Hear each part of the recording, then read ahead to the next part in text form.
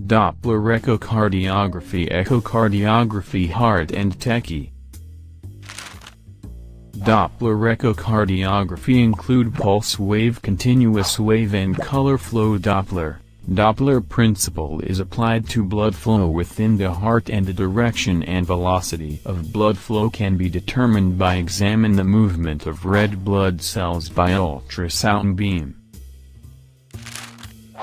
Doppler effect is a change in the observed frequency of sound that results from motion of the source or target. Doppler ultrasound equipment detects a frequency shift and determines the velocity and direction of red blood cells flow with respect to the ultrasound beam. By convention, the velocity of RBC moving towards the transducer are displayed above the zero baseline, and moving away from the transducer is displayed below the zero baseline. Normal Doppler velocity is less than 1 meter per second for tricuspid and pulmonary valves, and may be up to 1.6 for the ascending and descending aortas. Coming to the modes of Doppler echocardiography, pulse Doppler transducers have only one crystal for transmitting and receiving the ultrasound. Advantage of this signal is it can obtain Doppler signal from specific area of cardiovascular system, example mitral valve.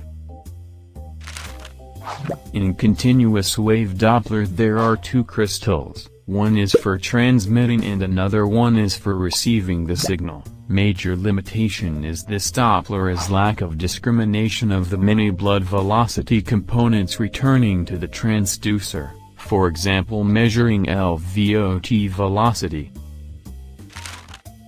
Coming to the color flow Doppler, the ultrasound beam is rotated through an arc and recording of Doppler shift frequency are made throughout the arc. A color-coded Doppler provides the images of the direction and disturbance of blood flow superimposed on the echo structural image. Red is used to indicate flow towards the transducer and blue indicates flow away from the transducer. The turbulent beam is color-coded as green or yellow.